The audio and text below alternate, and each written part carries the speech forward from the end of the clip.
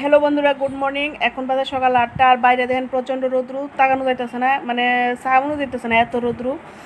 আর আমি হেন ওখানে শুনে উঠলে যাবো স্কুলে, আর লিয়ে লিছি একটা ব্যাগের মধ্যে আছে বোতল 3টা। তো আইতে জল লিয়ে আমি খাওয়ার জল এই দেন শুনো, মানে কত জিদ্দি ওর বকছিলাম, ওদের সাইকেলটা কীভাবে নামাই যেতেছে গা, মেজাজটা এমন গরম হইতেছে।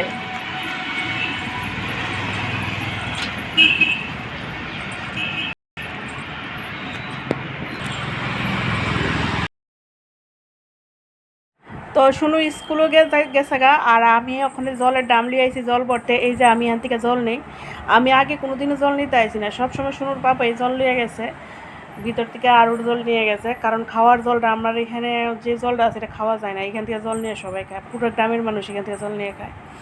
তো এখান থেকে আইসি জল নিতাম। আর শুনুর বাবা তো আপনারা দেখছেনই, শুনুর বাবা এখন অন্য জায়গায় পোস্টিং আছে, এখানে নাই।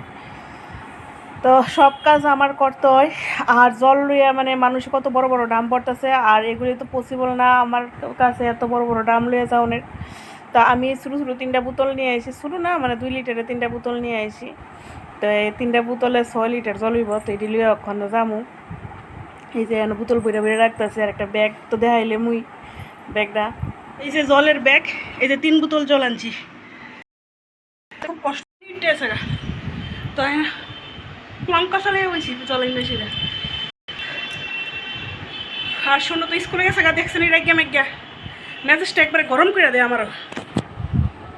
উফ, একটু রেস্ট করে পরে ব্রেকফাস্ট করুন।